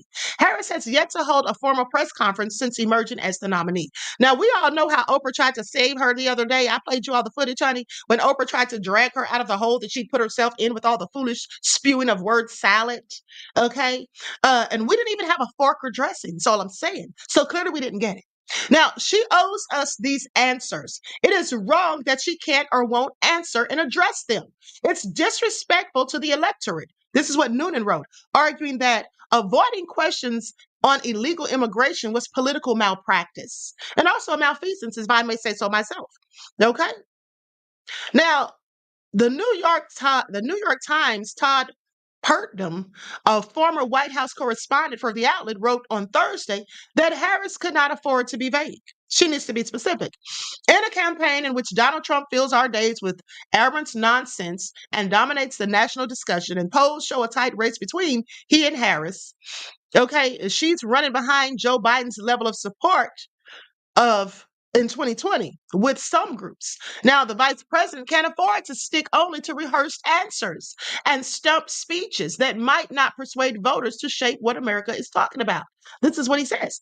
Purdom suggested that direct answers from the vice president would go a long way with voters. Well, I'm sure they would, but she has no direct answers. All she has is word salad. Please pay attention. Writing about politicians for decades has convinced me that direct, succinct answers and explanations from Ms. Harris would go a long way, perhaps longer than she realizes, okay, toward pursuing voters that they know enough about her and that her plans, they know enough about her and her plans. And so MSNBC's Stephanie Rule and former Secretary of State Hillary Clinton have suggested the opposite, arguing that Harris didn't need to be specific about her policy. Since when? Since when doesn't a person who's running for the president of the United States of America not need to be specific about their plans? Now, here's the thing. If Trump were doing this, all hell would be breaking loose. The media, the mainstream machine would be going in on him. But what they're doing instead is caping for Kabami. I just want you all to pay attention. It looks like to me the fix is already in. But let me continue. Now, Clinton argued that she had more policy than anyone when she ran against Trump in 2016. She says, I gave great speeches about it. It was on our website. I wrote a book with Tim Kaine about it. We had lots of policy. And at the end of the day, that's not what caused people to vote for me or against me. I think the Harris campaign knows that. They know that you've got to, cross a threshold, which they have more than done in terms of what I think or what kind of governance you're promising. This is what Clinton said in an interview with MSNBC's Morning Joe. She sounds ridiculous. Now, and here's the thing about what Hillary Clinton is saying. The reason Hillary Clinton didn't win is because they didn't want her to win. Presidents are selected, not elected. This is the truth. This is why they have the Electoral College. Look it up. The Electoral College was created so that the masses wouldn't be able to determine and dictate who sits in the Oval Office because they don't think we're smart enough to do so. They said, what if someone came and they were suave and charismatic and they were a whole dictator and we foolishly voted for them? So this is why they make sure they're the ones who get the final say. You can go and vote and let them know who you want to be in office. But the final decision is up to them. Otherwise, why is it that Al Gore, who won the popular vote in 2000, lost to Bush? Okay, why is it that Hillary beat Trump in the popular vote, but Trump won? It was the Electoral College. So that's how this goes. Please pay attention. So it goes on to say that Kamala Harris is not running for perfect. She's running against Trump. We have two choices. And so there are some things you might not know the answer, you might not know her answer to. First of all, it's more than two choices. Okay. Did they forget about Dr. Shiva? Did they forget about Dr. Cornel West? Okay. Did they forget about Jill Stein and others? Let me continue because they're really about to tick me off. And in 2024, unlike 2016, for a lot of the American people, we know exactly what Trump will do, who he is, and what kind of threat he is to democracy. This is what Rule insisted during an appearance on Bill Maher's show. Brett Steffens, an anti-Trump New York Times journalist or columnist who has also worked or called Harris, who has also called Harris to answer questions more directly. He said, "I don't think it's a lot to ask for her to sit down for a real interview as opposed to a puff piece in which she describes her feelings of growing up in Oakland with nice lawns." Let me tell y'all something. Hold on. Support the Arts says that's right. Hillary won the popular vote. Don't forget. Absolutely. Okay. Arjumon says someone tell Oprah she's not a thorough leader anymore. No, she absolutely isn't. Okay, Sunset Night says this is why it's important to vote the whole ticks. Okay, have to vote out those senators and judges too. Absolutely. Absolutely. Black and Silver said Dr. Shiva exposes the electoral selection. Exactly. So I'm telling the truth. See, I've been telling you all this for years. I was telling you all this back in 2019 about the electoral college. It's all bullshit. It's the illusion of inclusion. Okay? That's what it is. And had those foolish Trump supporters who stormed the Capitol, okay, January the 6th of 2020, had they known that, they would have known they don't have to do that. Okay, you can go storm the Capitol, you can go do whatever you want to do, but at the end of the day, whomever the elite, the global elite, the 1% that rule and reside over everything on the planet, you know that they're the ones that are going to select the president. That's just my opinion. And I can't substantiate that. Let me just add that on. Okay, so with that all being said, it goes on to say that she hasn't sat down for a real interview, okay, in which she says that, says, I don't think it's a lot to ask for her to sit down for a real interview as opposed to a puff piece in which she describes her feelings of growing up in Oakland with nice lawns.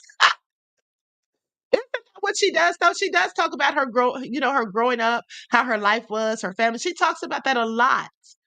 She talks about that a lot in excess. It's okay to mention your family and how you grew up. It's okay to mention that briefly, but she makes it more of the meat and potatoes of her conversations during interviews. It should not be hard for Harris to demonstrate that she can give detailed answers to urgent policy questions or to express a sense beyond a few canned phrases of how she sees the American interest in a darkening world, or to articulate politics of genuine inclusion that reaches out to tens of millions of distrustful voters, or to prove that she's more than another factory settings libel Democrat whose greatest virtue, like her greatest fault, is that she won't step too far from the conventional wisdom. Now, some reports and pundits suggested that Harris lacked specifics and stuck to her script, and specifically during the NABJ interview. ABC Selena Wang said Harris did not directly answer the question or offer any policy specifics, referring to a question about the Israel-Hamas war. There are multiple times through and during this interview where Vice President Harris did not offer a specific answer. Instead, she pivoted and returned to her talking points that she wanted. This is what Wang says. Now, CNN's Abby Phillip played a clip of Harris responding to a question about whether voters were better off than they were 4 years ago. Saying, we came into the worst. Now, I want y'all to pay attention. I want you all to pay attention because I'm going to tell you what the question was again. Then I'm going to tell you how Kabami responded. They asked her whether the voters were better off 4 years ago than they are now? That's a simple yes or no. That's a simple yes or no. And then you can give context to it. You can explain why. That's what I would have done. I would have said, well, yes or no. And then I would have given context as to why I gave the answer. Kabami says, we came in during the worst public health epidemic in centuries. We came in after the worst attack on our democracy since the Civil War. And a lot of it due in large part to the mismanagement by the former president as it relates to COVID. And obviously January the 6th. And we had then a lot of work to do to clean up the mess. As of today, we have created over 16 million new jobs, over 800,000 new manufacturing jobs. We have the lowest Black unemployment rate in generations. Now, this is what she said during the interview. Philip argued that Harris should have something quick and understandable ready in response to a question about whether voters were better off 4 years ago, adding that wasn't really it. Okay. CNN political commentator Scott Jennings argued Harris should just answer the question and pointed to some of Harris's answers during the debate. Like she just can't just answer the questions. That's so very difficult for her to do. They say every single policy question she got at the debate, she totally ignored and never answered. Why is it that she believes she does not have to answer to journalists who are asking pretty basic questions of her presidential candidate, he said. And here's the thing. When she refused to answer specifics of questions that were asked, notice how the moderators didn't give her any pushback. They didn't go in on her. They didn't do any of it, but they were fact-checking Trump for every little thing. And they didn't fact-check her not once. Now, following the interview, Politico reported on Wednesday that Harris refused to veer off script. The report said Harris evaded questions about important issues, adding that she did not break much ground or stray far from her talking points. Now, the Harris campaign did not immediately respond to a request for comment. I bet they didn't. They have nothing to say.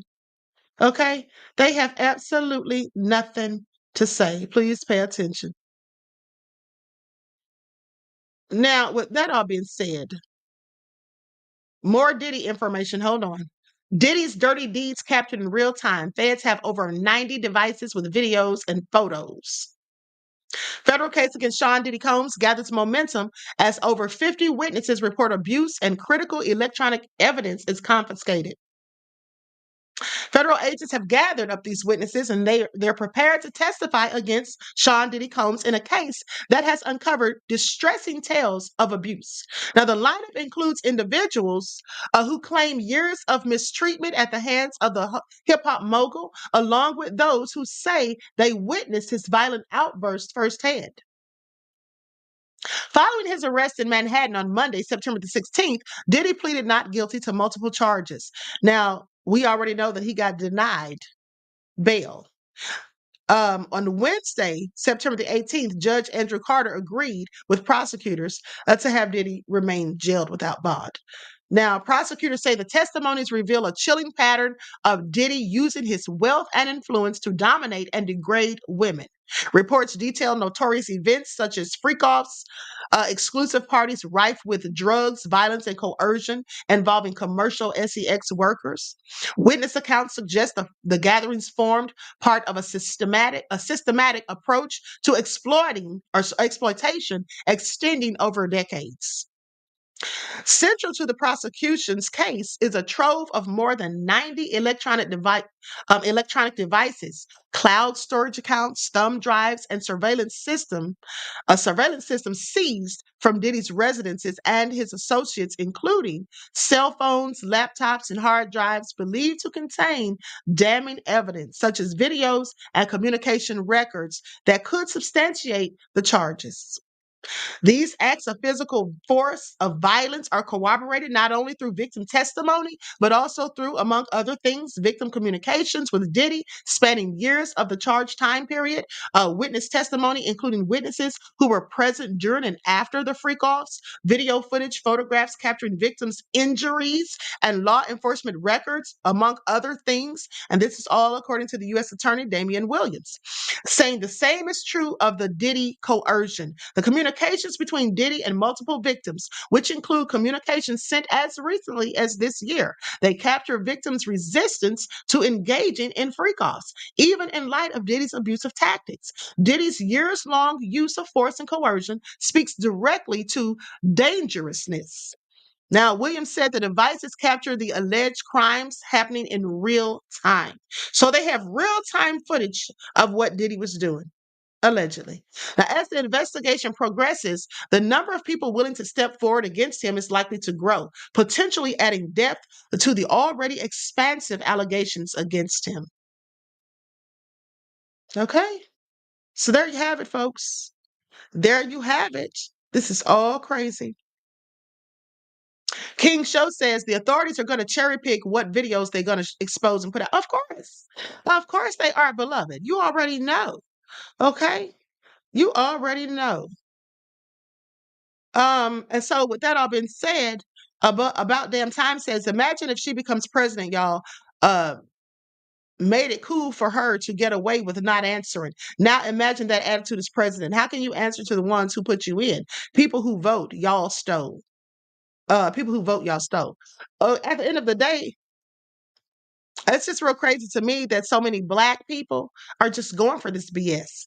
Like, this is why we never get anywhere.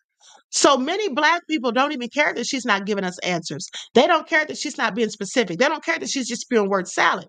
They don't care. I find it interesting. Okay, M. Shanty says, Queen, did you hear something about Puffy going missing on an elevator? Guess he was found or something. No, I didn't, beloved, but thank you. Let me see if I can find that real quick. This is all nefarious. Diddy, what are you up to?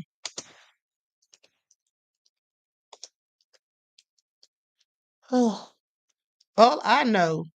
Hold on.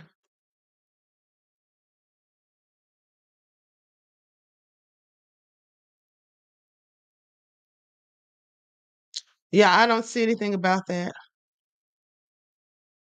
I don't see anything about that, beloved. But nonetheless, all I know is they better not let Diddy get out of their sight. Okay? They better not let Diddy get out of their sight. No, so with that, Swift said J-Lo's biting her nails. I'm sure she is. And speaking of J-Lo, Jaguar Wright has said something about her. Hold on, I'm glad you reminded me because I have something that Jaguar said about her. Hold on just a second. Here we go. I'm going to share my screen. Likes up, everyone. Please like and share. And again, I'm going to put an overlay up because I don't want any smoke about copyright issues. Please pay attention. Likes up, you guys. Don't forget, it doesn't cost you a thing. All right, here's what Jaguar had to say about J-Lo. Jennifer Lopez had to do was marry a white boy, Oscar winner, for people to stop remembering that she had a gun in her pocketbook. She had gunshot residue on her hands the night that Natanya was shot at that club. Not once has she spoken up for the betterment of that woman or say something in her defense to stop Puffy from gaslighting her and trying to put hits out on her because he was afraid that maybe one day they would open the case and she still has the bullet fragments in her face. Like J-Lo has said nothing. You really thought that just running off and marrying Ben Affleck was going to take you out of the Diddy downfall? All Jennifer Lopez had to do was marry a white. All right. So there's that. And that is all she had to do. She got away scot-free. Okay, she got away as if she didn't do any darn thing wrong. And I find it all interesting. So with that all being said, listen to this. More Diddy information. Now, I could be doing a whole bunch of different videos, but I don't have time. I'm just going to be honest with you. I like to get all the information out, as much of it as I can in one video. Okay, so let's talk about it. Hold on. Let me make sure there's no music playing here. Hold on.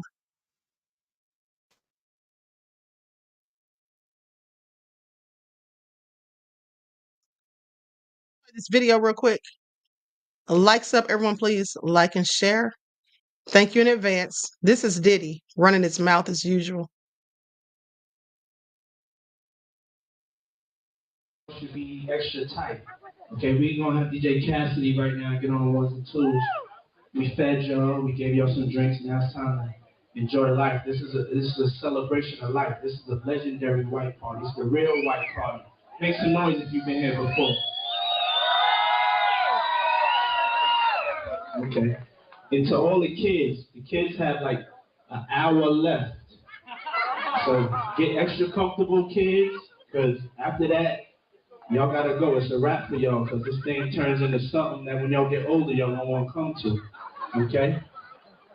So, let's just start to get our groove on a little bit. In an hour, we put the kids away. It's all good. All right, DJ, that's it. Let's do it. Okay, so y'all heard that. Y'all heard what Diddy said? He said the kids gonna have to get up out of there in an hour or so because some stuff is about to go down. That basically the kids are gonna want to be participating in one of these good old days. Is what they said. It's what he said. Okay, so let's get into it. Likes up, everyone, please like and share. Thank you in advance.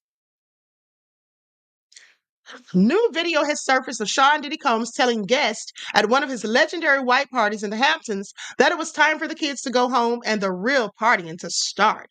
Okay, and let's not forget that I showed you all the video yesterday of Conan O'Brien when he had Diddy on there and Diddy was explaining to him how you keep women at a party, okay, and how you lock the doors and how you have lots of alcohol and water. He said for some reason women like to drink lots of water. Maybe that's because the alcohol dehydrates them, Diddy, and all the drugs that you allegedly gave them.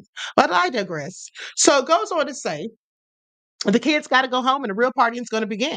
In footage obtained exclusively, Diddy stands with a champagne glass in his hand like a dictator on his balcony as he calls in the quid pro quo for the hospitality so far extended, saying, "We fed y'all. We gave you drinks. Now it's time to enjoy life. This is a celebration of life. This is a real white party." Kids have about an hour left, then things turn into something that when you get older, this is something y'all gonna want to come to see. So let's just start to get our groove on. Put the kids away. It's all good. All right, DJ, let's do it. Look at this little cozy picture of him and J-Lo. I want y'all to pay attention. Likes up, everyone, please like and share. Here we go. Y'all see that? Him and J-Lo. So anyway, here's some more pictures. I want y'all to see this and get a good look at these people. Because I'm telling y'all, some of these people were at those freak offs. Some of these people did illegal things, allegedly. Y'all see those folks?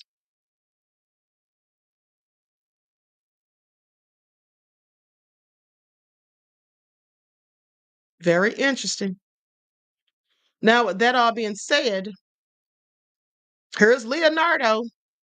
Remember what Diddy said about Leonardo? That's one of his main people that's definitely going to be at the party. That's definitely got to have an invite.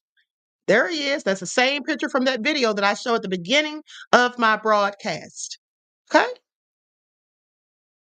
And see, like I told you guys, I've been talking about a lot of this stuff before Diddy even got accused or any of that back in 2021. At the end of the day, everybody else is catching up. Please pay attention. Now, it's impossible to hear his words today without catching him with some then sinister overture to the sort of debauchery which we now see the rapper is charged with, and there's a slew of heinous crimes and held without bail on a self-deletion watch in Brooklyn's Metropolitan Detention Center. Diddy's name will forever be tarnished by the images, the charges that he's now facing of assault and violence, kidnap, arson, and possession of firearms, and the revelations of the SEXual freak-offs, which allegedly lasted days and saw participants, often SEX workers, forced to rehydrate via an IV drip in their aftermath.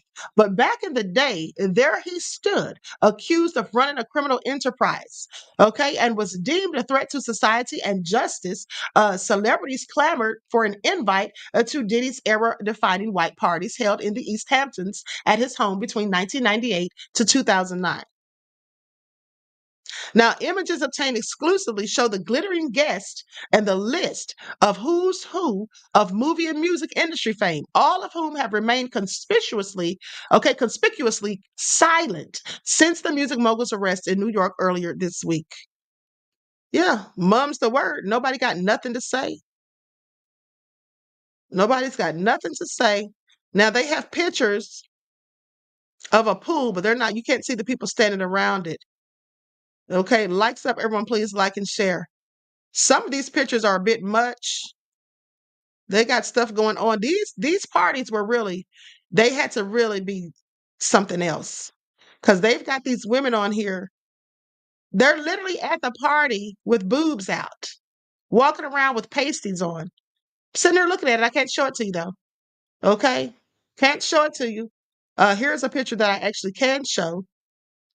Likes up, everyone, please like and share. See the late Andre Harrell.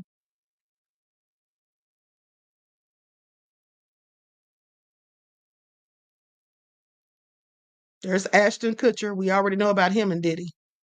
So among them is Jennifer Lopez, who famously dated Diddy between 1999 and 2001, and went to more than one of the parties that he instituted to cement his reputation as a latter-day Gatsby and industry mover and shaker. Now, in pictures, she's cozying up with her then beau, all smiles and kisses for the man now charged as a serial predator.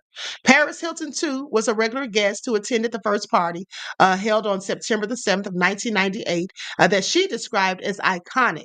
Photos of the gatherings are like a time capsule of the late 90s, early naughty celebrity. Okay, here's some of the people who they say were there. Howard Stern, Kelly Osbourne, Aretha Franklin, Leonardo DiCaprio, Martha Stewart, Jay-Z, Beyonce, Mariah Carey, Mariah Carey and husband Nick Cannon. Okay, the then it couple, Tommy Lee and Pamela Anderson, young Kim Kardashian. Anybody who was anybody was there, and proudly so. Now they say Diddy's ex Kim Porter, mother of his three of his children, who died in 2018, was also there. Now, in some shots, she sits next to Diddy, smiling with her twins, Delilah and Jesse James Combs, on her lap. There is no hint in her demeanor and appearance of the violent abuse that she allegedly suffered at Diddy's hands, which is exposed in a new memoir, in Kim's words, which published alleged entries from journals that Porter left behind. Okay, so here's Diddy and Tommy Lee, Tommy Lee, Pamela Anderson's ex. Y'all don't think these people know something? I absolutely believe that they know a whole lot. Okay, just like Ashton Kutcher said, that there's a lot I can't say. All right, please pay attention. And so anyway, with that all being said, goes on to say, likes up, everyone, please get the likes up. Goes on to say, and though there is no suggestion that the celebrities who attended the parties were involved in any of Diddy's illegal activities once the kids went home, things got wild. Now, in pictures shot at Diddy's penultimate party in 2008, scantily clad, half-naked girls covert in the swimming pool. A tangle of limbs, they pour champagne in the open mouth of the male guest. In others, two girls wearing only bikini bottoms kiss while champagne flows over their bare skin. According to a former industry insider, Tom Swoop, who has recounted his own memories of surviving Diddy's white parties, he says, first off, in my opinion, the parties were separated into tiers of access. I want y'all to pay attention. So Diddy had tiers of access. Y'all hearing this? He had tiers of access. Saying there was general admission, then a series of tiers, ending with entrance into the inner sanctum, where the real partying started. This allegedly included sexual humiliating male and female guests on the promise of record deals for money. I want y'all to pay attention. Said there was promising of record deals to male and females, and they were sexually humiliated. There was general admission. Okay. So some people got the regular and some people got the platinum package, apparently. Now, Swoop and others have spoken about the drugs that were present: ecstasy, Coca Cola, being snorted off all sorts of surfaces, including the bodies of other guests, all depraved. Here's another picture of the debauchery. Likes up, everyone, please. Like and share. Thank you in advance.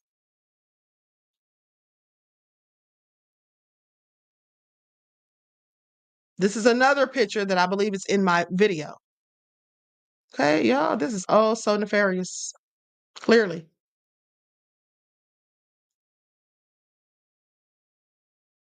Here we go again.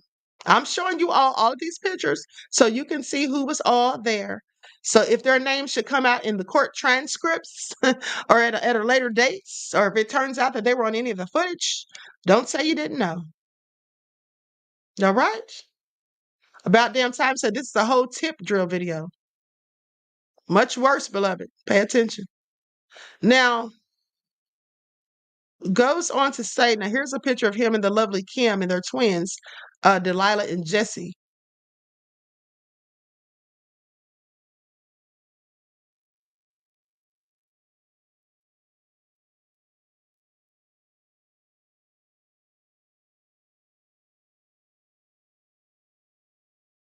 Here's some of the women they had there. I don't know if these are the SEX workers, but I think they are.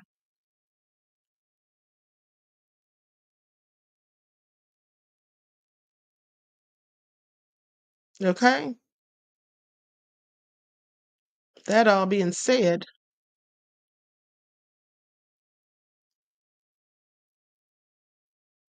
now it goes on to say, as an industry person, when he first attended the party, Swoop described an eye-popping reality. Speaking to Oprah in 2006, Diddy told her that the intention behind the first white party was to integrate hip-hop into the echelons of the mega rich to find an intersection of both worlds. He said, "I wanted to strip away everyone's image and put us all in the same color and on the same level." Swoop recalled that it was more of a hip hop power trip for the rapper. It was more of a power trip for the rapper. Now, at one point, finding himself in the same room as Diddy, Swoop alleges that Diddy told a young artist to perform an SEX act on his bodyguard. Interesting. In return for $100,000 and a record deal, before claiming it was a joke when the young man was on the cusp of submitting. Can you imagine how embarrassed that young man had to have been? Told him to do that to the bodyguard. He was going to give him $100,000 and a record deal. And right when the person got ready to do it, Diddy was like, "Hey, it was just a joke." How humiliating. How absolutely nefarious. This is all real crazy. I just want you all to see all of these people. Take a good look at them.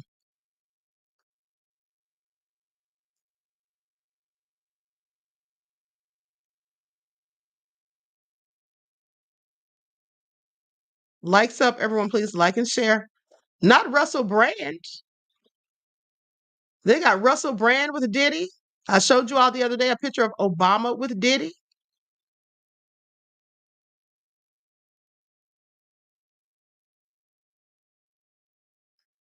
But now nobody has anything to say. Now nobody has anything to say. So Swoop recalls Diddy wielding his power with words that echo, power with words that echo the threat contained in allegations in the lengthy criminal complaint that was unsealed on Tuesday.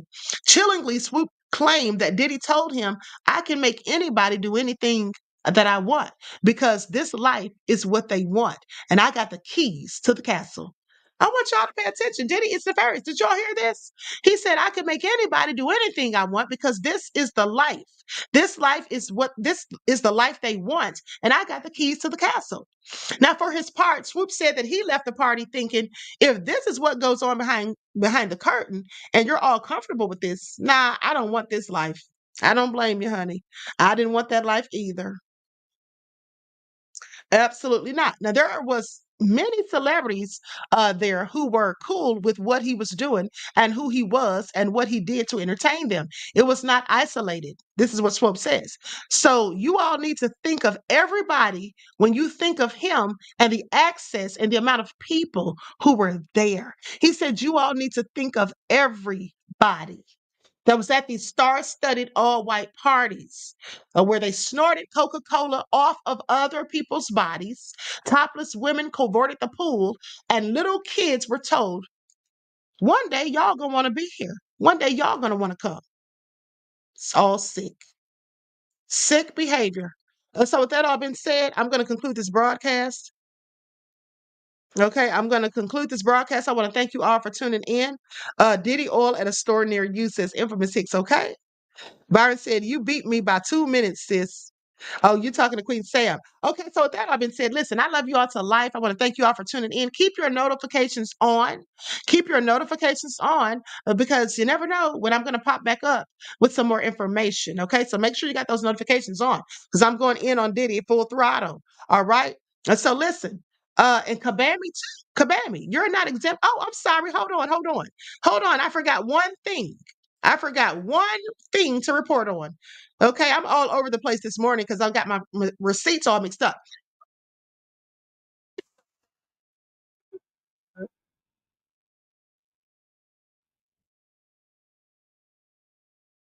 So let's talk about it, okay? This was a letter that he wrote before the golf course plot, saying, I failed you. So the Justice Department released a chilling letter written by the would-be Trump assassin, Ryan Wesley Routh, on Monday. Now, the DOJ obtained the letter from a witness who says they received it in a box delivered to them by Routh several months prior to his attempt on Trump. Now, authorities say the witness opened the box only after hearing Routh was suspected of the attack. The box contained several handwritten letters as well as ammunition, amongst other things. One of the letters addressed, Dear World, discussed the assassination attempt. This was an assassination attempt on Donald Trump, but I failed you, he says. I tried my best and gave it all the gumption I could muster. Okay, it was up to you. It is up to you now to finish the job. It's up to you now to finish the job, and I will offer $150,000 to whomever can complete the job. I want you all to pay attention. You see, I want you all to pay attention. This is all crazy.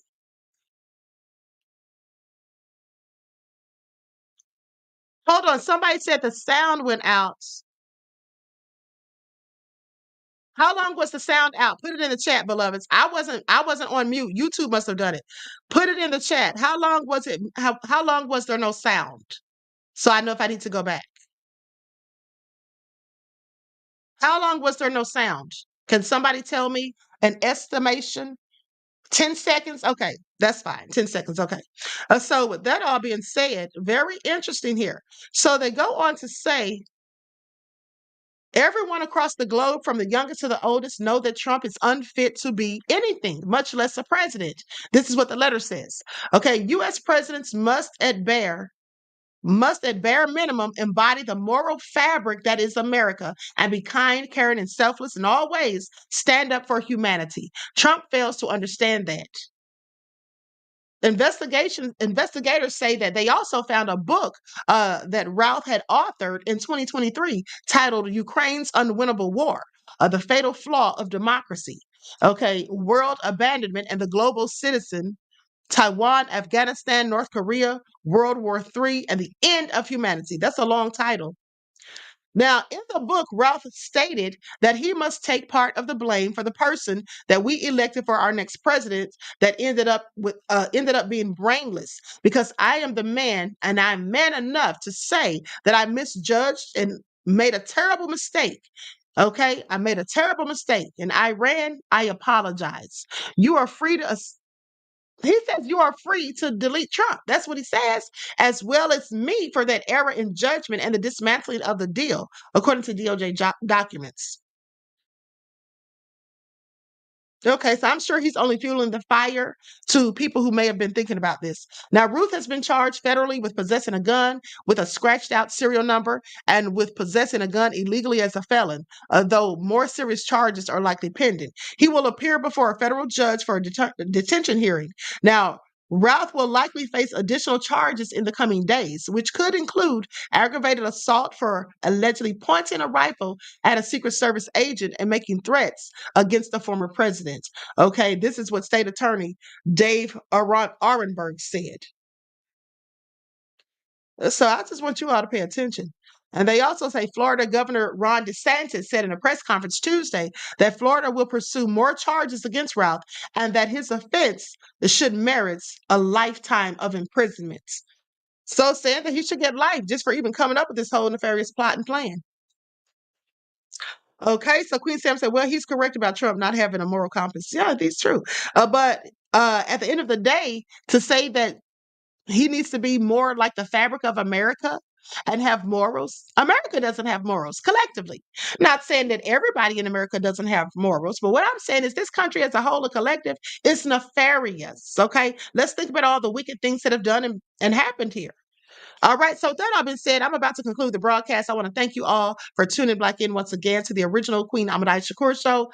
Okay, please like and share, subscribe to the channel if you haven't done so already. Be sure to click the notification bell and click the word all so you're notified each time the Queen Goddess goes live.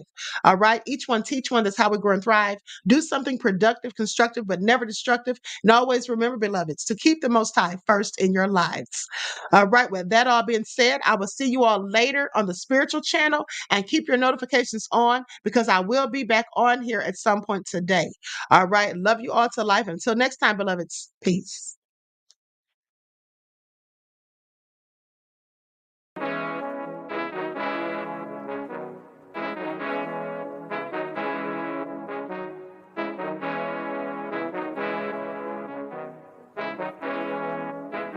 yo, Nick, hit him with that flavor. All in my skin, God all in my blood.